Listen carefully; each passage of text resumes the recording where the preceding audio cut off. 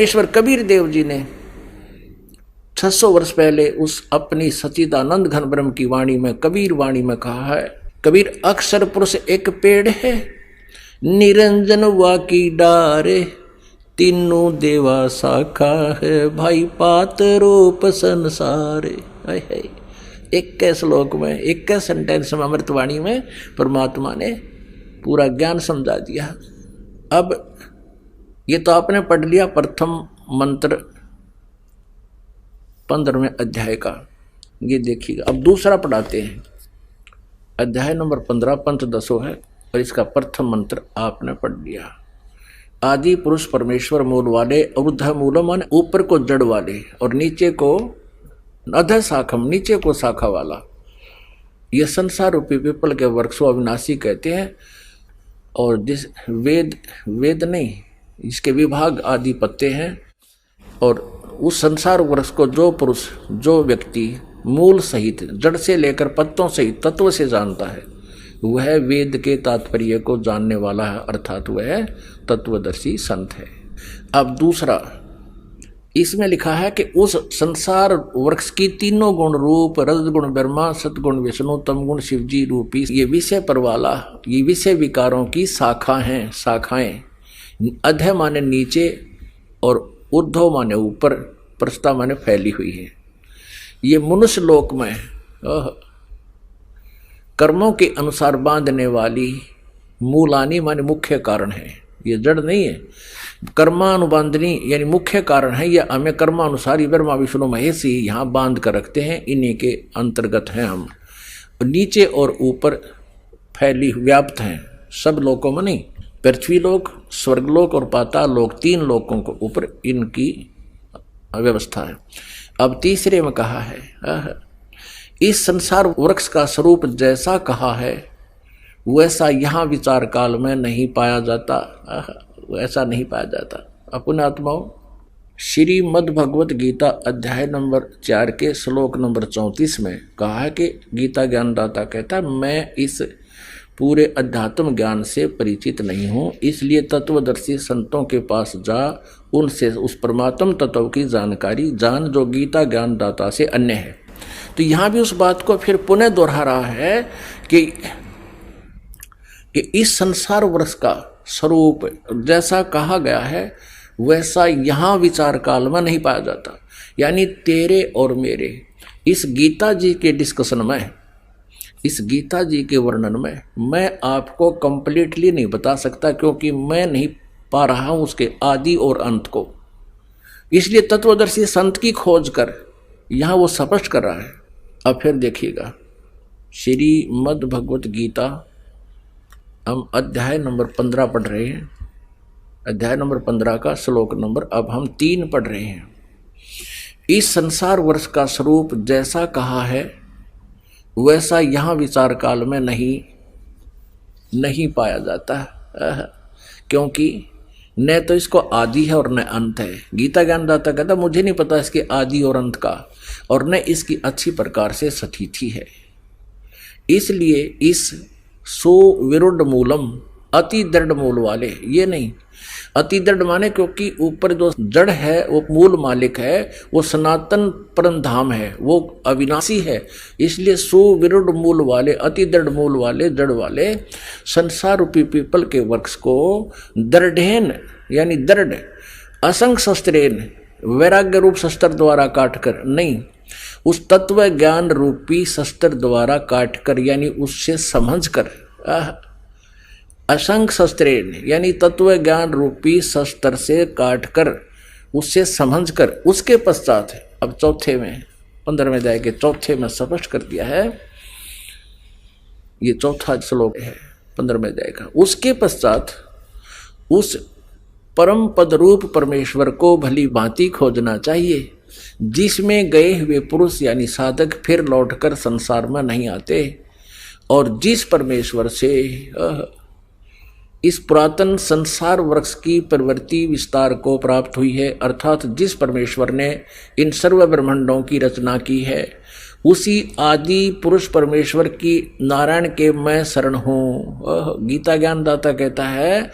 आदि पुरुष नारायण के मैं शरण हूँ, उस परम अक्षर ब्रह्म के मैं शरण हूँ।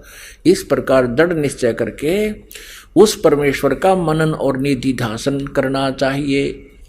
अपनात्मा इन तत्व ज्ञानहीन ऋषि मंडलेश्वरों से कोई पूछा करते हैं कि भगवान गीता ज्ञानदाता अपने से अन्य किस परमेश्वर की शरण में जाने को कहता है? ये कहते नहीं, ये अपने ही शरण में आने को कहता है। इतना विस्तार से ज्ञान दिया है गीता जी में, इतना तरतीब वाइज ज्ञान दिया है। अब यहाँ स्पष्ट हो गया है कि गीता ज्ञानदाता कहता है मेरे और तेरे तो जन्म मृत्यु होते रहेंगे, मेरी साधना करेगा तेरी भी मृत्यु मेरी भी मृत्यु, तू ब्रह्मलोक में जाएगा, ब्रह्मलोक पर्यंत भी वापस आते हैं। अब यहां कहा है कि जिस परमेश्वर ने सारे ब्रह्मांडों की रचना की है वही वास्तव में अविनाशी है। दूसरे अध्याय के 17वें श्लोक में भी यही प्रसंग है, और यहां 15वें अध्याय में भी यही कह रहा है 1 से लेकर 4 तक। जब तत्वदर्शी संत तुझे मिल जाए, तत्व ज्ञान के आधार से इस सारे सिस्टम को समझकर उसके पश्चात परमेश्वर के उस परम पद की खोज करनी चाहिए, उस सनातन परम धाम की खोज करनी चाहिए, जहां जाने के बाद साधक फिर लौटकर संसार में कभी नहीं आते। अब ये प्रसंग चल रहा है कि गीता ज्ञानदाता से अन्य कौन सा वो परमेश्वर है जिसके विषय में कहा जा रहा है, और साथ में तत्वदर्शी संत की पहचान भी बताई जा रही है। अब गीता जी अध्याय नंबर 15 के श्लोक नंबर 16 और 17 में ये तीन प्रभु, 3 पुरुष हैं, क्षर पुरुष, अक्षर पुरुष और परम अक्षर पुरुष। इनको क्षर पुरुष को सर्वब्रह्म भी कहते हैं, सर्वब्रह्म। हम संत लैंग्वेज में क्षरब्रह्म कहते हैं इसको, क्षर, और अक्षर को अक्षर बोल देते हैं हमारे महापुरुष। और परम अक्षर ब्रह्म, परम अक्षर ब्रह्म, वो इन क्षर पुरुष और अक्षर पुरुष इन दोनों से न्यारा है। गीता ज्ञानदाता क्षर पुरुष है, और 7 संग ब्रह्मांड का स्वामी जिसको तना कहते हैं, तना कहा संसार रूपी वृक्ष का, वो अक्षर पुरुष है। उसको अक्षर ब्रह्म भी कहते हैं, उसको परब्रह्म भी कहते हैं। परब्रह्म माने ब्रह्म से नेक्स्ट ब्रह्म, ये काल भी ब्रह्म कहलाता है, इसलिए ब्रह्म को से नेक्स्ट ब्रह्म को डिफाइन करने के लिए नेक्स्ट ब्रह्म कहा परब्रह्म, और उसको अक्षर ब्रह्म भी कहा है। अब जड़ जो है संसार रूपी वृक्ष की, वो परम अक्षर ब्रह्म है। अब गीता जी अध्याय नंबर 15 के श्लोक 16 और 17 में अब ये कति निर्णय हो जाएगा, जिसके विषय में गीता जी अध्याय नंबर 8 के श्लोक नंबर 1 में पूछा था अर्जुन ने कि किम तत्परम। जो 7वें अध्याय के 29वें श्लोक में आप जी तत्परम के विषय में कह रहे हो, वो किम तत्परम, तो 8वें अध्याय के 3रे श्लोक में गीता ज्ञानदाता ने कहा है वो परमक्षर ब्रह्म है। अब देखिएगा गीता जी अध्याय नंबर 15 का श्लोक 16 और 17। अध्याय नंबर 15 ये श्लोक नंबर 16, इसमें ध्यान से देखना। यहां लिखा है दिवौ माने 2, इमौ माने ईश, पुरुषो माने पुरुष, लोके माने संसार में। क्षर च अक्षर है, इसको हम क्षर बोलते हैं, क्षर और अक्षर। क्षर च अक्षर एव च क्षर सर्वाणी भूतानि कटुष्ट अक्षर उच्यते। इसका अर्थ है कि ये सरपुरुष है। इस पुरुष को हम यहाँ 2 जगह लगा सकते हैं, सरपुरुष और अक्षर पुरुष। इस संसार में ये 2 भगवान कहे जाते हैं, लोके माने इस संसार में, क्योंकि सरपुरुष और अक्षर पुरुष के जितने भी लोक हैं ये पृथ्वी तत्वों से बने हुए हैं। इनके मटेरियल में थोड़ा सा अंतर है, सतीर्थाम जैसे कच्ची ईंट हो एक पक्की ईंटों का, इतना अंतर है। तो यहाँ बताया है कि इस संसार में, लोके माने संसार में, इस लोक में 2 पुरुष हैं, 2 प्रभु हैं, एक सरपुरुष और एक अक्षर पुरुष। और इन दोनों के लोकों में जितने भी प्राणी हैं वो सभी प्राणियों के शरीर तो नाशवान है, जीवात्मा किसी की नहीं मरती। पुण्यात्माओं, अब प्रसंग चल रहा है कि गीता ज्ञानदाता अपने से अन्य किस परमेश्वर की शरण में जाने को कह रहा है। अब उसको स्पष्ट किया जा रहा है, उस कंसेप्ट को क्लियर किया जा रहा है।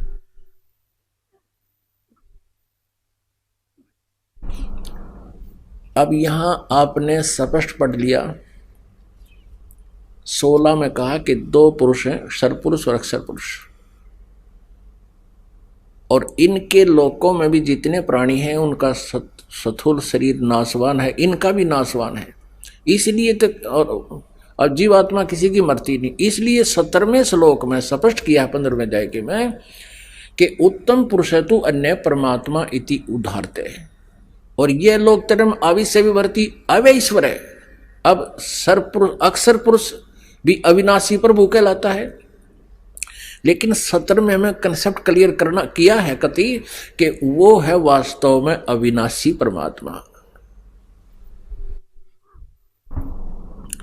उत्तम पुरुष तो अन्य परमात्मा इति उदाहरत, यह लोक तरम आविश्य विवर्ती अवैश्वर है। वो संसार रूपी वृक्ष का वो जड़ रूपी परमात्मा है, मूल।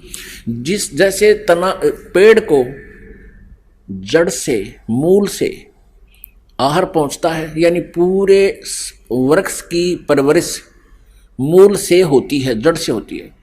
तो मूल रूपी परमात्मा परम अक्षर ब्रह्म है, और वही सभी का धारण पोषण करता है। उसी से सबको आहार खुराक या सब वस्तुएं कर्म वर्क डन मिलता है। और यह तो लोक त्रयम आविश्य विवर्ती अवय ईश्वर है। अवय माने अविनाशी, वास्तव में वह अविनाशी परमेश्वर है। अपनात्मा गीता जी अध्याय नंबर 15 के श्लोक नंबर 18 में गीता ज्ञानदाता कहता है कि मैं लोक वेद के आधार से पुरुषोत्तम प्रसिद्ध हूं, क्योंकि मेरे 21 ब्रह्मांडों में मेरे अंतर्गत जितने प्राणी हैं, कहते मेरे अंतर्गत जितने प्राणी हैं, ब्रह्मा विष्णु महेश जी या अन्य देवता या हम कीड़ी कुंजर आदि सब राजा रंग, इनसे मैं श्रेष्ठ हूं, इनसे तगड़ा हूं, ये मेरे अंतर्गत हैं, इनसे मैं प्रबल हूं। इसलिए लोक वेद के आधार से मुझे पुरुषोत्तम प्रसिद्ध हो रहा हूं, क्योंकि मैं मेरे अंतर्गत जितने प्राणी हैं उन तक श्रेष्ठ हूं। लेकिन मैं पुरुषोत्तम नहीं हूं, पुरुषोत्तम तो कोई और है। अब लोक वेद क्या होता है? सुना सुनाया ज्ञान है जो सत्य ना हो और हमने सत्य मान रखा हो। जैसे हम लोक वेद के आधार से ब्रह्मा विष्णु महेश जी को अजरो अमर मानते थे, इनके कोई माता पिता नहीं है, इनके इतिहास इनकी जीवनी में लिखा है कि ये तो नासवान है, इनकी जन्म मृत्यु होती है, और दुर्गा इनकी माता है, और काल रूपी ब्रह्म ये ज्योति निरंजन क्षर पुरुष इनका पिता है। तो हम जो लोक वेद सुना था वो गलत था। इसी प्रकार ये कह रहा है गीता ज्ञानदाता 15वें अध्याय के 18वें श्लोक में, मैं तो लोक वेद के आधार से पुरुषोत्तम प्रसिद्ध हूं, आई एम नॉट पुरुषोत्तम। ये देखना अध्याय नंबर 15 का गीता जी, और यहां देखिएगा ये 18वां श्लोक है। ये क्या कहता है? यस्मात् क्षरम अतीतः अहम अक्षरात् अपि च उत्तम अतः अस्मि लोके वेदे च प्रथित पुरुषोत्तम है। 18वां श्लोक। क्योंकि मैं शर्मन नाशवान जड़ क्षेत्र से, जो मेरे अंतर्गत जितने प्राणी हैं उनसे अतीत हूँ, और अविनाशी जीव आत्मा जो मेरे अंतर्गत हैं उनसे भी उत्तम हूँ। इसलिए लोके वेदे, लोक और वेद में नहीं, लोक वेद के आधार से पुरुषोत्तम नाम से प्रसिद्ध हूँ। वास्तव में इसलिए यहाँ बता दिया 17वें श्लोक में कि उत्तम पुरुष तो अन्य है। 17वें श्लोक में 15वां अध्याय के में कि उत्तम पुरुष तो अन्य है, वो पुरुषोत्तम तो कोई और है, और उसी को परमात्मा इति उदाहरते, उसको भगवान कहते हैं, वो परमात्मा कहलाता है। और यह लोक त्रयम आविश्य विवर्ती अवैश्वर है, जो तीनों लोकों में प्रवेश करके शब का धारण पोषण करता है, वो है अविनाशी परमात्मा। उत्तम पुरुष तो कोई अन्य ही है जो तीनों लोकों में प्रवेश करके शब का धारण पोषण करता है, एवं अविनाशी परमेश्वर परमात्मा इस प्रकार कहा गया है। परमेश्वर कबीर जी कहा करते थे कि गुरु बिन वेद पढ़े जो प्राणी, समझे ना सार रहे अज्ञानी, गुरु बिन काहु न पाया ज्ञाना जो थोथा भूस छड़े मूड किसाना, यानी जानकार किसान तो थोथे भूस न छड़े को नहीं, कुटे नहीं, तुस नहीं कुटेगा, और मूड होगा वो कहते हैं प्राण ने कुटे। बाद में धान निकालने के बाद उस भूसने कोई कुटता हो तो वो मूर्ख कहलाता है। तो तत्व ज्ञान ना होने से अभी तक सभी ऋषि महर्षि और ये गुरु अब ये जो ना थोथा भूस कूट रहे थे, छिड़ रहे थे। अपने आत्मा प्रसंग चल रहा है कि गीता ज्ञानदाता अपने से अन्य किस परमेश्वर की शरण में जाने को कह रहा है, जहां जाने के बाद फिर पुनर्जन्म नहीं होता और परम शांति और सनातन परम धाम प्राप्त होता है। अब वो है वो परम अक्षर ब्रह्म। परम अक्षर ब्रह्म कौन है? वो कबीर देव है, कबीर साहब है। और ये वही परमात्मा है जो बनारस में काशी शहर में 600 वर्ष पहले धानक की भूमिका, जुलाहे की भूमिका करते हुए, एक अच्छे नागरिक की भी भूमिका करते हुए और तत्वदर्शी संत की भूमिका वो विशेष रूप से करने के लिए आए थे। और सच्चिदानंद घन ब्रह्म की वाणी में जैसे चौथे अध्याय के 32वें श्लोक में गीता जी में कहा है कि ब्रह्मणे मुखे, ब्रह्मणे माने परम अक्षर ब्रह्म के, मुखे माने मुखारविंद से, उनके अपने मुख कलम से, मुख कमल से उतरित वाणी में, उस परमेश्वर के मुख कमल से उतरित वाणी में उसको सच्चिदानंद घन ब्रह्म की वाणी कहा जाता है। यानी तत्व ज्ञान को विस्तार से कहा गया है। उसको तू तत्वदर्शी संतों के पास जाकर समझ, चौथे अध्याय के 34वें श्लोक में, कि वो तत्व ज्ञान है जो परमेश्वर ने आकर बताया है। अब गीता जी अध्याय नंबर 17 के श्लोक नंबर 23 में कहा है, ओम तत्सत इति निर्देश ब्रह्मण त्रिविध समर्थ है। इसका क्या अर्थ है कि ब्रह्मणे माने सच्चिदानंद घन ब्रह्म यानी परम अक्षर ब्रह्म को पाने का इस 3 मंत्र की साधना का परम निर्देश है। निर्देश माने फाइनल फैसला, फाइनल डिसीजन, नथिंग एल्स। यानी इस मंत्र के अतिरिक्त और कोई जाप आपने नहीं करना, अन्य साधना पूर्ण परमात्मा के पाने की नहीं है। ओम तो यह सरपुरुष का यानी ब्रह्म का जाप है, ये स्वयं स्वीकार कर रहा। गीता जी अध्याय नंबर 8 के श्लोक नंबर 13 में ओम इति एक अक्षरम ब्रह्म व्यवहारण माम अनुसमरण ये परियाति तदंदेहम स याति परमाम गतिम। माम ब्रह्म, मुझ ब्रह्म का केवल एक ओम अक्षर है, अंतिम श्वास तक जो सिमरन करता हुआ जाता है वो ओम नाम से मिलने वाले लाभ को प्राप्त करता है। ओम नाम से कौन सा लाभ मिलता है? ब्रह्मलोक प्राप्ति होती है। और 8वें अध्याय के 16वें श्लोक में कहा कि ब्रह्मलोक पर्यंत भी सभी पुनरावर्ती में है, वहां गए हुए प्राणी भी फिर लौटकर संसार में वापस आते हैं, यानी उनको परम शांति नहीं हो सकती। श्रीमद् भगवत गीता अध्याय नंबर 17 के श्लोक 23 में कहा कि ओम तत्सत इति निर्देश ब्रह्मण त्रिविध समर्थ है। ब्रह्मण माने सच्चिदानंद घन ब्रह्म अर्थात परम अक्षर ब्रह्म की साधना का 3 मंत्र के जाप का निर्देश है। ओम तत्सत, ओम तो ब्रह्म का, इस सरपुरुष का, और तत् ये अक्षर ब्रह्म का जिसको परब्रह्म भी कहते हैं। ये सांकेतिक है, ये गुप्त है, ये कोड वर्ड है, ये कोड वर्ड है। और सत जो है वो परम अक्षर ब्रह्म का है। अब तीनों का ये जाप, इसकी 3 विधि है सिमरन करने की। त्रिविध समर्थ है, 3 प्रकार से इसका सिमरन होता है। अब 3 प्रकार से सिमरन कैसे होता है ये दास बताएगा। और जिनको ये तीनों मंत्र प्राप्त हैं वो पुण्यात्मा अच्छी तरह समझते हैं। इसमें ओम मंत्र तो बिल्कुल सार्वजनिक है, ये तो पहले से डिक्लेयर्ड है। तत्सांकेतिक है, ओम और तत् मिलके 2 अक्षर का ये एक सतनाम बनता है, सच्चा नाम। सतनाम, सतनाम कोई जाप नहीं है, सच्चे नाम का संकेत है।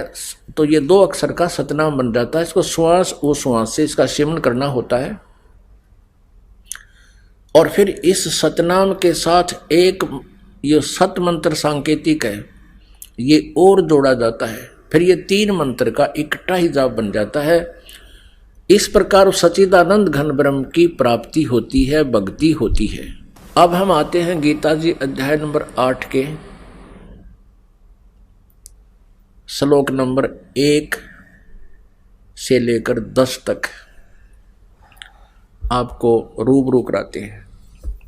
देखिएगा, श्रीमद् भगवत गीता, ये गीता प्रेस गोरखपुर से प्रकाशित है और जयदयाल गोविंद का इसके अनुवादक है। ये देखिएगा, ये प्रथम मंत्र है 8वें अध्याय का। अर्जुन ने पूछा, किम तत्ब्रह्म, किम अध्यात्म, किम कर्म पुरुषोत्तम, अधिभूतम च किम प्रोक्तम, अधिदेवम किम उच्यते। हे पुरुषोत्तम, वह तत्ब्रह्म क्या है? तत्ब्रह्म क्या है? वह ब्रह्म क्या है? अब इस तत्ब्रह्म का कहाँ से ज्ञान हुआ अर्जुन को, ये देखना एक पृष्ठ पीछे ही 7वें अध्याय के 29वें श्लोक में। जरा मरण मोक्षाय माम आश्रित्य ये तंति ये ते ब्रह्म तत्विदु, ते ब्रह्म तत्विदु कृष्णम अध्यात्मम कर्म च अखिलम। इसका भाव ये है कि माम आश्रित है, मेरे इस वचन का आश्रय करके कि तत्वदर्शी संत की खोज कर लेता है। तत्वदर्शी संत के पास जाने से फिर उसको परमात्म तत्व का ज्ञान हो जाता है। उसके बाद कहते वो जरा मरण मोक्षाय, जो जरा माने बुढ़ापा वृद्ध अवस्था, मरण माने मोक्ष। जरा यानी बुढ़ापे और मृत्यु के कष्ट से छूटने के लिए जो प्रयत्न करते हैं वे ब्रह्म तत्विदु, तत्ब्रह्म को जानते हैं। कृष्णम अध्यात्म कर्म च अखिलम, वे तत्ब्रह्म को और सारे अध्यात्म ज्ञान को और सभी कर्मों को विदु माने जानते हैं। अब इनके द्वारा अनुवाद देखिएगा, यहाँ पर है 7वें अध्याय का 29वें का ये अनुवाद है। जो मेरे शरण होकर जरा और मरण से छूटने के लिए यत्न करते हैं। जरा माने वृद्ध अवस्था, मरण माने मृत्यु। वे पुरुष, वे व्यक्ति, तत् माने उस, तत् ब्रह्म, ब्रह्म को, तत् ब्रह्म, देखो तत् ब्रह्म, उस ब्रह्म को, उस ब्रह्म को, संपूर्ण अध्यात्म को तथा संपूर्ण कर्मों को जानते हैं। और 30 में फिर कहा है, जो पुरुष अधिभूतम, मुझे सब कुछ जानते हैं, वो मुझ तक सीमित है। जो पुरुष अधिभूत और अधिदेव सहित तथा अधियज सहित सबका आत्मा मुझे अंत काल में जानते हैं, अंत काल में भी जानते हैं, वे युक्त चित्त वाले पुरुष मुझे ही जानते हैं। जो मेरे भाव में भावित रहते हैं वो तो मेरे तक सीमित हैं, और जो उस तत्व से परिचित हैं तो वो जरा और मरण से छूटने के लिए ही प्रयत्न करते हैं। तो ये तुरंत बाद 8वां अध्याय शुरू हो जाता है, यहाँ 7वां समाप्त हो जाता 30 श्लोक में। इस 8वें अध्याय के प्रथम मंत्र में अर्जुन ने पूछा कि किम तत्ब्रह्म, फिर वो क्या है वो तत्ब्रह्म, और अध्यात्म किम कर्म पुरुषोत्तम, अधिभूतम च किम प्रोक्तम, अधिदेवम किम उच्यते। प्रश्न पूछा कि वह तत्ब्रह्म क्या है। अब इसका 3रे मंत्र में 3रे श्लोक में गीता ज्ञानदाता ने उत्तर दिया है। ये 3रा श्लोक है। वह परम अक्षर ब्रह्म है, वह परम अक्षर ब्रह्म है। अब पुण्य आत्मा स्पष्ट हो गया, वह परम अक्षर ब्रह्म है। गीता ज्ञानदाता अपने से अन्य परम अक्षर ब्रह्म की जानकारी बताता है, फिर अब अपनी और उस परम अक्षर ब्रह्म की दोनों की पैरेलल यानी समांतर बता रहा है कि मेरी साधना करनी है तो तुझे ब्रह्मलोक प्राप्ति होगी। ब्रह्मलोक में गए हुए प्राणी का भी जन्म मृत्यु होता है, तो इसलिए मेरी शरण में रहना है तो युद्ध भी करना पड़ेगा, शांति नाम की चीज नहीं। और यदि परम शांति चाहिए तो उस परमेश्वर की शरण में जा। गीता अध्याय नंबर 18 के श्लोक नंबर 62 और 66 में यही संकेत है, उसकी शरण में जा। अब यहाँ कह रहा है 8वें अध्याय के 5वें श्लोक में और 7वें में और 8वें अध्याय के 13वें श्लोक में कहा कि मुझ ब्रह्म का ओम इति एकाक्षरम ब्रह्म व्यवहारण माम अनुसमरण ये प्रयाति तजन देहम स याति परमाम गतिम। मुझ ब्रह्म का एक ओम अक्षर है, नथिंग एल्स, उच्चारण करके सिमरण करने का, और यह प्रयाति तजन देहम जो शरीर छोड़कर जाते समय तक उसका सुमरण करता हुआ जाता है, स याति परमाम गतिम, ओम नाम से मिलने वाली जो परम गति है ब्रह्मलोक प्राप्ति हो जाएगी। इसलिए गीता जी अध्याय नंबर 7 के श्लोक नंबर 18 में अपनी साधना को अनुत्तम कहा है, घटिया श्रेष्ठ, क्योंकि ब्रह्मलोक में गए हुए प्राणी भी पुनर्वर्ती में है। अब यहाँ प्रसंग एक और अड़ा देते हैं ये लोग। 8वें अध्याय के 16वें श्लोक में ये कहा है, गीता ज्ञानदाता का अनुवाद इन्होंने गलत किया है। उसमें किया है कि ब्रह्मलोक पर्यंत सभी पुनर्वर्ती में है, वहां गए हुए प्राणी भी पुनर्जन्म प्राप्त करते हैं, मृत्यु होती है। लेकिन वह अनुवाद इन्होंने गलत कर दिया कि मुझे प्राप्त प्राणी का फिर पुनर्जन्म नहीं होता। तो यहाँ गलत अनुवाद गलत है इनका। यदि इस अनुवाद को सत्य माने तो चौथे अध्याय का 5वां और दूसरे अध्याय का 12वां श्लोक गलत सिद्ध हो जाता है, जहां कहता है कि तेरे और मेरे बहुत जन्म हो चुके, तू नहीं जानता मैं जानता हूं।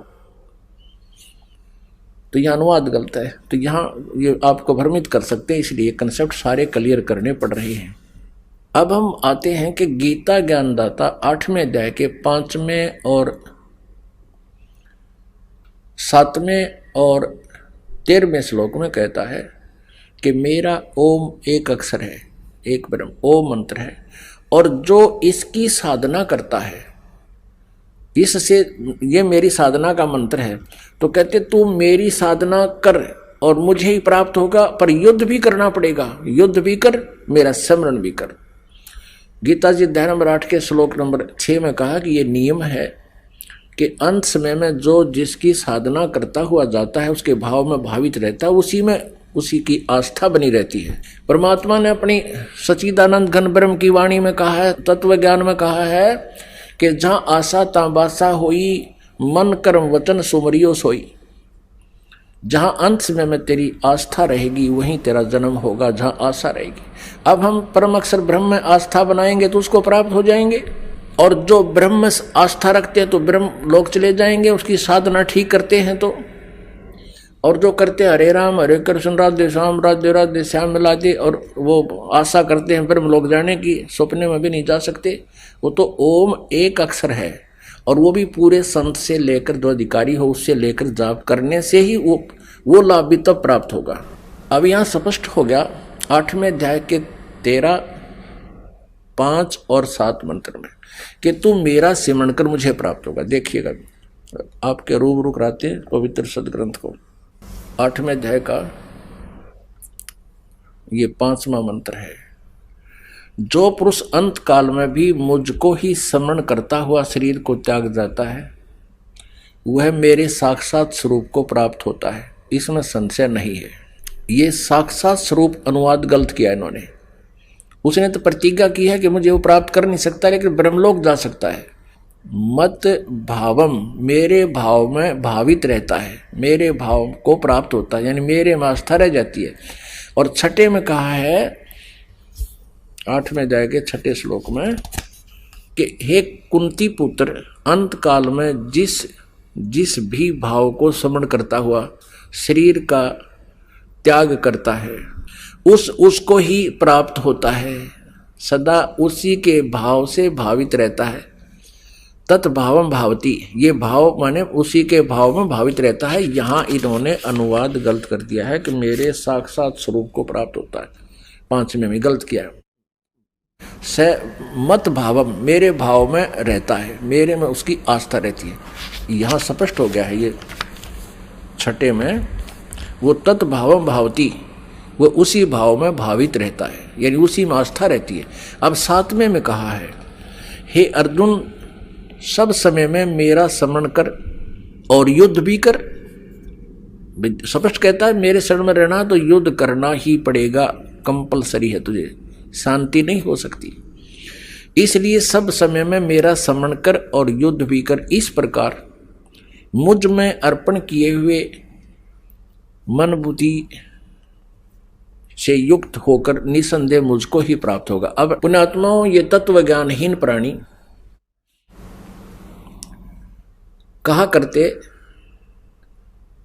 गीता जी अध्याय नंबर 8 के श्लोक नंबर 5 और 7 को सुना कर चैप्टर क्लोज कर देते थे कि भगवान कहता है मेरी शरण में आ, मुझे ही समन कर, मुझे ही प्राप्त होगा निश्चिंत, और युद्ध भी कर, मेरा सिमरण भी कर। लेकिन 8, 9, 10 को कौन बताया इन्होंने कभी भी? उसमें स्पष्ट किया है कि उस परमेश्वर की जो भक्ति करता परम अक्षर ब्रह्म की, और उसकी साधना गीता जी अध्याय नंबर 17 के श्लोक नंबर 23 में उसकी भक्ति की विधि बता दी। ओम तत्सत, इस 3 मंत्र के जाप से ओम सरपुरुष का, जिसे ब्रह्म भी कहते हैं, और तत् और सत सांकेतिक हैं, गुप्त हैं, कोड वर्ड हैं। वो अक्षर पुरुष का, तत् अक्षर पुरुष का, और सत परम अक्षर पुरुष का, परम अक्षर ब्रह्म का। तो वो तत्वदर्शी संत बताएगा, ये दास है वो तत्वदर्शी संत। इस 21 ब्रह्मांड में इन सदग्रंथों के भेद से और कबीर जी की वाणी से कोई परिचित नहीं है इस दास के अतिरिक्त। या वो महात्मा जिनको परमात्मा मिले थे, उन्होंने तो अपनी अमृत वाणी में वो लिखा ही है सारा ज्ञान, उनकी वाणी को भी कोई समझ नहीं सका। इस दास के ऊपर कृपा की परमात्मा ने, वो सभी भेद अब खुला है। अब देखिएगा 8वें अध्याय के 8, 9, 10 में गीता ज्ञानदाता अपने से अन्य उस परम अक्षर ब्रह्म की साधना करने को कह रहा है। देखिएगा 8वें अध्याय का ये देखिएगा 8वां श्लोक। अब 7वें तक तो हमने पढ़ लिया कि मेरी भक्ति कर, मुझे ही प्राप्त होगा, युद्ध भी कर। और 8वें श्लोक में 8वें अध्याय के में यहाँ बताया, इसकी हिंदी यहाँ की है ना अनुवाद।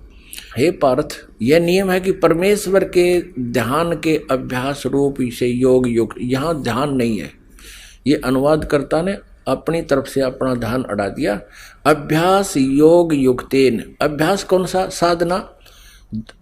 3 मंत्र के जाप दिए जाएंगे, उसका अभ्यास करना। उस अभ्यास रूप योग माने भक्ति से युक्त, दूसरी ओर न जाने वाले चित्त से, यानी किसी और साधना में ध्यान नहीं दे, और एकाग्र चित्त से भक्ति करता हुआ, निरंतर चिंतन करता हुआ मनुष्य परम दिव्यम पुरुषम, परम माने परम, उस उत्तम पुरुष को, परम अक्षर ब्रह्म को प्राप्त होता है। परम दिव्यम, परम प्रकाश रूप दिव्य पुरुष को अर्थात परमेश्वर को ही प्राप्त होता है। गीता ज्ञान दाता से अन्य है, ये स्पष्ट कह रहा। अब ये तो अब देखिएगा 9वें श्लोक में इसमें स्पष्ट किया है, कव्यम पुराणम अनुशासिताराम अणो अणियांसम अनुसमर्ते, यह सर्वस्य धाताराम अचिंत रूपम आदित्य वर्णम तमश प्रस्तात्। जो पुरुष यानी जो साधक, यहाँ कव्यम का अर्थ अभी नहीं बताएंगे वास्तविक क्या है, पर इन्हीं के अनुवाद से आप आसानी से समझ लोगे। वैसे कवि का अर्थ सर्वज्ञ नहीं होता, यहाँ कबीर देव लिखना था, वो कबीर देव परमात्मा है। फिर भी जो पुरुष सर्वज्ञ, अनादि, सबके नियंता, सूक्ष्म से अति सूक्ष्म, सबके धारण पोषण करने वाले उस मूल रूपी परमात्मा, सबके धारण पोषण करने वाले अचिंत स्वरूप, सूर्य के सदृश नित्य चेतन प्रकाश रूप। निराकार कैसे हुआ? सूर्य की तरह वो प्रकाश रूप है। तो आदित्य माने सूर्य, वर्णन माने उससे जैसा, तो परमात्मा तेजो में शरीर युक्त है, साकार है। अविद्या से अति परे, यानी तत्व ज्ञान हीन प्राणी नहीं समझ सकता, वो तत्व ज्ञान से उसको जाना जाता है। अति परे सच्चिदानंद घन परमेश्वर का श्रवण करता है। अब 8वें अध्याय के 10वें श्लोक में स्पष्ट कर दिया, वह भक्ति युक्त साधक व्यक्ति अंत काल में भी योग बल से, यानी भक्ति की शक्ति से, उस 3 मंत्र की भक्ति की शक्ति से व्याकुटी के मध्य में प्राणों को अच्छी प्रकार स्थापित करके फिर निश्चल मन से स्मरण करता हुआ उस दिव्यम परमम पुरुषम, पुरुष माने परमात्मा परमेश्वर, उस दिव्य रूप परम पुरुष यानी परमात्मा को ही प्राप्त होता है, तत्ब्रह्म को प्राप्त होता है, परम अक्षर ब्रह्म को प्राप्त होता है। 18वें अध्याय के 62वें श्लोक और 66वें श्लोक में गीता ज्ञानदाता अपने ही शरण में आने को कहता है, वो बिल्कुल अज्ञानी है, वो झूठ बोल रहे हैं, उनको इस श्रीमद् भगवत गीता जी का बिल्कुल ज्ञान नहीं। अब ये स्पष्ट हो गया कि गीता ज्ञानदाता से अन्य एक परम शक्ति है और उसकी शरण में जाने से परम शांति और सनातन परम धाम प्राप्ति होगी। पुण्यात्मा परमेश्वर कबीर देव जी वो हम सब आत्माओं के हमदर्द हैं, हितैषी हैं। अब गीता जी अध्याय नंबर 15 के श्लोक नंबर 17 में दो महत्वपूर्ण शब्द विशेष लिखे हैं। एक तो ये कहा कि उत्तम पुरुष तो अन्य है, परमात्मा इति उदाहरते है। ओए होए, उत्तम पुरुष श्रेष्ठ परमात्मा तो कोई और है। 16वें अध्याय में वर्णित सरपुरुष और अक्षर पुरुष से कोई अन्य है। और परमात्मा इति उदाहरते है, जो भगवान कहा जाता है। अपन आत्माओं, इस पवित्र श्रीमद् भगवत गीता जैसे अनमोल शास्त्र को समझना बालकों का खेल नहीं है। ये तो बच्चों का किया हुआ अनुवाद है, जो आज तक आप पढ़ रहे थे बालकों का हुआ बाई कर दिया इसके अंदर। अब इसके एक एक अक्षर का बहुत गूढ़ रहस्य है और परमात्मा की ये वाणी है। गुरु बिन काहू न पाया ज्ञान, जो थो था भूस छड़े मूड किसान। गुरु बिन वेद पढ़े जो प्राणी, समझे न सार रहे अज्ञानी। ओए होए, अभी तक परमात्मा के इस तत्व ज्ञान से अपरिचित जितने भी ऋषि महर्षि आज तक हुए हैं, और ब्रह्मा विष्णु महेश तक भी ये सब अज्ञानी थे, तत्व ज्ञानहीन थे। अब पुण्यात्माओं, ये शब्द दास ने कहे हैं, ये कुनीन से भी कड़वे लगेंगे एक बार, लेकिन पुण्यात्माओं जिनको मलेरिया जवर हो जाता है, उनको भोजन आहार स्वादिष्ट नहीं लगता, उनकी रुचि नहीं बनती, उनको कड़वा लगता है।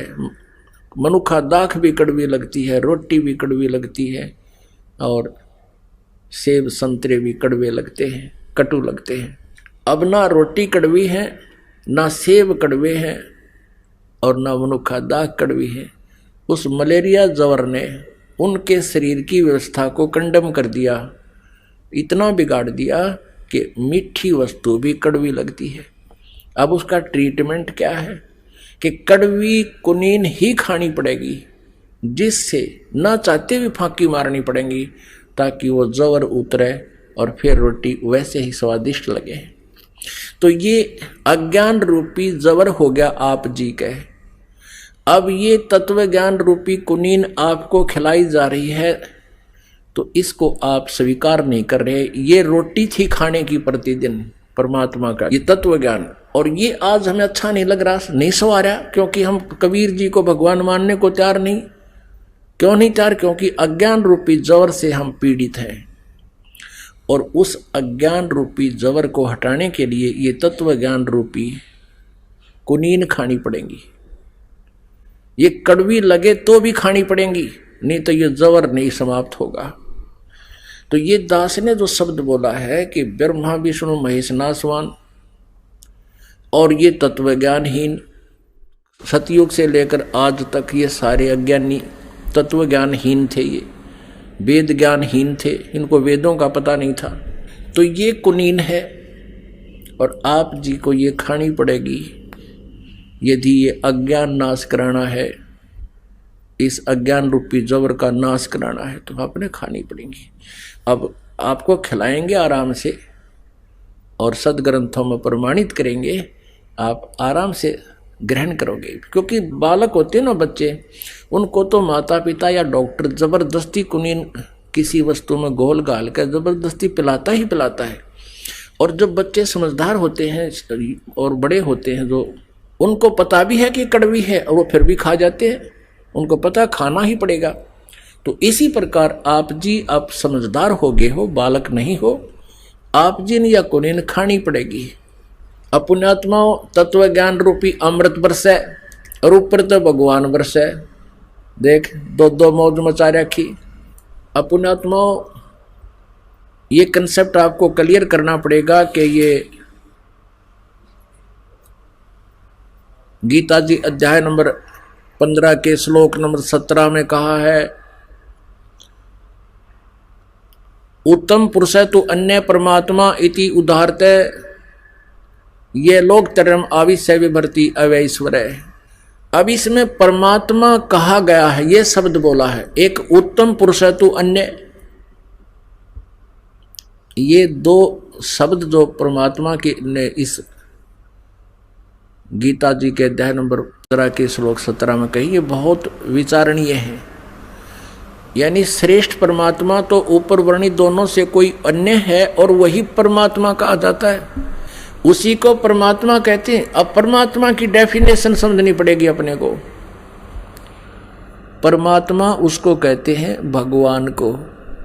भगवान किसे कहते हैं? जो केवल हमें सुख दे। श्रेष्ठ आत्मा वही होती है, परमात्मा वही होता है जो हमें दुख ना दे, केवल सुख दे। अब जो दुख भी देता वो परमात्मा कैसे है? जैसे किसी का बेटा मर गया, किसी की बेटी मर गई, किसी की टांग कट गई, किसी की आंख फूट गई, किसी को कैंसर हो गया है, कहीं फ्लड आ गया, ना जाने कितना क्षेत्र फ्लड की चपेट में आकर कई सैकड़ों व्यक्ति मारे जाते हैं। अब जिस भगवान को हम परमात्मा मानते थे और उसके लोक में ऐसे कहर टूट रहे हैं, तो वो परमात्मा कैसे हुआ? वो तो काल है। गीता जी अध्याय नंबर 11 के श्लोक नंबर 32 में ये स्वयं कहता है, श्री कृष्ण में प्रवेश करके बोल रहा है ये ब्रह्म क्षर पुरुष कि मैं काल हूं अर्जुन, और अब सब का नाश करने के लिए अब आया हूं, अब प्रवृत्त हुआ हूं। यदि श्री कृष्ण जी गीता जी बोल रहे होते, ये शब्द नहीं कहते कि मैं अब प्रवृत्त हुआ हूं। श्री कृष्ण जी तो पहले विद्वान थे। तो यहां वो काल कह रहा है और हमने काल को परमात्मा मान लिया। ओए भाई, हमने इस काल को यानी सरपुरुष को भगवान मान रखा है, जो ब्रह्मा विष्णु महेश के पूज्य पिताजी हैं। और ये कहता मैं तो सब न खाऊंगा, सबको खाता हूं। गीता जी अध्याय नंबर 11 के श्लोक नंबर 21 में और 46 में अर्जुन कह रहा है कि हे भगवान, आप तो देवताओं को भी खा रहे हो, आप ऋषि महर्षि भी आपसे प्रार्थना कर रहे हैं, मंगल कामना कर रहे हैं, मंगल हो मंगल हो, आप तो उनको भी खा रहे हो। कुछ आपकी जाड़ा में लटक रहे हैं, कुछ आपके मुंह में समा रहे हैं। हे सहस्र बाहु, हे 1000 भुजा के भगवान, आप उसी चतुर्भुज रूप में आओ, मैं आप से भयभीत हो गया हूं। अब यहां भी एक विचारणीय विषय है कि सहस्र बाहु का 1000 भुजा वाला श्री कृष्ण जी अर्थात विष्णु जी और श्री शिव जी और श्री ब्रह्मा जी, ये चतुर्भुज भगवान है। और अर्जुन उनको श्री कृष्ण जी को विष्णु ही मान रहे थे, जबकि उस काल को श्री कृष्ण अर्थात विष्णु मान रहा था अर्जुन। लेकिन वो तो 1000 भुजा का भगवान है, ये सरपुरुष है। ये 4 भुजा के भगवान है ब्रह्मा विष्णु महेश जी, और वो 1000 भुजा का भगवान है जो इनके पिताजी हैं, वो सरपुरुष काल है। अब हमने इस काल को स्वामी मान लिया, अपना मालिक मान लिया और दयालु परमात्मा मान लिया। अब विष्णु पुराण में कहा है कि विष्णु जी का प्रथम रूप तो ब्रह्म है, पुरुष है, और परम रूप उसका काल है। अब पुण्यात्माओं, ये सदग्रंथ कितना रहस्य हमें बता रहे हैं, लेकिन हम समझ नहीं सके। विष्णु पुराण में इस विष्णु यानी काल रूपी ब्रह्म को ये विष्णु रूप धारण करके किसी को दर्शन देता है, तो इसको वो विष्णु मानकर ही महिमा गाना शुरू कर देते थे। इस विष्णु पुराण में दोनों ही महिमा है, इस काल के पुत्र विष्णु की और इस महाविष्णु काल की। तो महाविष्णु रूप में ये काल है, ये ब्रह्म है, सरपुरुष है। अब देखिएगा इसके विषय में श्री विष्णु पुराण में क्या लिखा है, ये देखना। श्री विष्णु पुराण सचित्र हिंदी अनुवाद सहित ये गीता प्रेस गोरखपुर से प्रकाशित है। और यहाँ देखिएगा, इसके अनुवाद करता है मुनीलाल गुप्त, अनुवादक मुनीलाल गुप्त है। गीता प्रेस गोरखपुर से प्रकाशित है। अब यहाँ देखिएगा, इसके बिल्कुल प्रारंभ में ये है प्रथम अंश श्री विष्णु पुराण, दूसरा अध्याय श्री विष्णु पुराण, और प्रश्न नंबर 4 पे है। यहाँ आइएगा, ये जो ऋषि विष्णु पुराण को बोल रहा है, ये परिचित नहीं तत्वज्ञान से।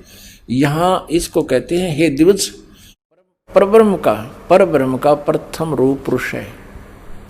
अब यहाँ देखो, अब यहाँ ये महाविष्णु को परब्रह्म बोल रहे हैं, और व्यक्त, अव्यक्त और व्यक्त उसके अन्य रूप हैं, तथा काल उसका परम रूप है। कहते हैं पर ये परब्रह्म कहे महाविष्णु को, इस काल को, इस क्षर पुरुष का प्रथम रूप तो पुरुष है। पुरुष माने परमात्मा के साथ दिखे हो, भगवान जैसा दिखे है, और काल उसका परम रूप है। असली रूप उसका काल है, उसका श्रेष्ठ रूप तो काल है। यहाँ देखिएगा, अब 5वें पृष्ठ पे, ये चौथा पढ़ा आपने, 5वें पृष्ठ पे इसमें है कि हे मैत्रेय, प्रलय काल में प्रधान यानी प्रकृति के साम्य अवस्था में स्थित हो जाने पर और पुरुष के प्रकृति से पृथक स्थित हो जाने पर विष्णु भगवान का काल रूप परिवर्त होता है। अपनात्मा, ये काल विष्णु कहो, ये महाविष्णु है, विष्णु जी का पिता। जैसे आप जी ने श्रीमद् देवी भागवत के 3रे स्कंद में देखा था कि देवी दुर्गा जी ने इन तीनों पुत्रों को, ब्रह्मा जी, विष्णु जी, शिव जी को एक विमान में बिठाया, ऊपर घुमाया। ऊपर जाके इन्होंने देखा, एक ब्रह्मा और देखा, एक विष्णु और देखा, एक शिव और देखा। ये काल था वहां महाब्रह्मा, महाविष्णु, महाशिव रूप में। तो ऐसे यहाँ ये महिमा विष्णु पुराण में इस काल रूपी ब्रह्म की, सरपुरुष की कहिया कि इसका प्रथम रूप तो दिखाइयो भगवान जैसा, लेकिन असली रूप इसका काल है। जैसे इसको डिफाइन करते हैं परमेश्वर कबीर देव जी ने अपनी प्यारी आत्मा धर्मदास जी को बताया कि जैसे धर्मदास कसाई बकरे पालता है, उनके लिए सब सुविधाएं करता है, सब सुविधाएं उपलब्ध कराता है, चारों तरफ उनकी एक बाउंड्री बना देता है और उनके लिए शेड डाल देता है, चारे का प्रबंध करता है, जल का प्रबंध करता है। जिस दृष्टिकोण से वो भोली आत्मा, बकरे और बकरियां, उस कसाई को एक नेक व्यक्ति अपना स्वामी मानकर उससे प्यार करते हैं, लेकिन वे उसके उद्देश्य से परिचित नहीं होते। वो किस लिए इतनी सेवा कर रहा है, किस लिए इतनी सुविधाएं दे रहा है। और फिर जब उसके डिमांड आती है 5-4 बकरों की, फिर वो ना देखता किसका बेटा मरेगा, किसकी बेटी ले जाएगा निकाल के, किसकी माँ या किसी का बाप, वो तो डंडा लेकर और निकाल लेता, मोटे मोटे छोटे छोटे जितने भी जैसे चाहिए। अपन आत्माओं, इस काल का यानी विष्णु का या परब्रह्म जिसको ये कह रहे हैं, ये काल है, सरपुरुष है। इसका प्रथम दृष्टिकोण से देखें तो ये भगवान ने पढ़ा है। देखो कितनी बढ़िया पृथ्वी दे रखी है, काजू, किस्मत, सेब, संतरे, गेहूं, चना, बाजरा, ज्वार, कितने अच्छे प्रकार का खाद्य आहार हमें उपलब्ध करवा रखा है। और पृथ्वी में कितना मीठा जल, दरियाएं बहा रखी हैं, कैसे वर्षा होती है, सूर्य उदय हो रहा है, अस्त हो रहा है, कितने सुंदर व्यवस्था कर रखी है। अब इस व्यवस्था को देखें तो ऐसा लगता है जैसे बहुत ही बढ़िया भगवान है, बहुत अच्छा आदमी है, बहुत अच्छा है, ये नेक है, परमात्मा ही लगता है। और फिर देखें किसी का बेटा मर गया, किसी की बेटी मर गई, कहीं पर फ्लड आ गया, कि तब भूकंप आ गया, दुर्घटना में एक परिवार के 3-3 व्यक्ति मारे जा रहे हैं। ये 1 लाख मानव शरीरधारी प्राणियों के सूक्ष्म शरीर को तपतशिला पर भूनकर, एक तवा है वहां पर, इसका बहुत बड़े पत्थर की टुकड़ी संगमरमर जैसी, वो अपने आप हीट रहती है उसमें, और उस पर